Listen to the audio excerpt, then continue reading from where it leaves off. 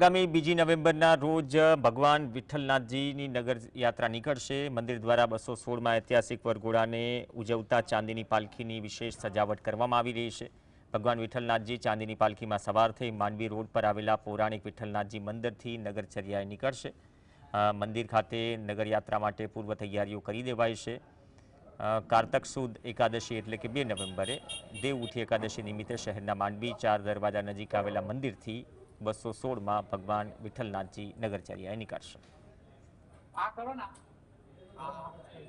મુજબ છે જે આગોતરું આયોજન થાય છે એ પ્રમાણે આજે પાલખીને બહાર કાઢી સાફ સફાઈને આયોજન કરી રહ્યું છે। મહારાજશ્રીએ પણ જે રજૂઆત કરેલી કે જે આ 280 વર્ષ થયા વરઘોડાને અને રણછોડજીના વરઘોડાને 180 વર્ષ થશે।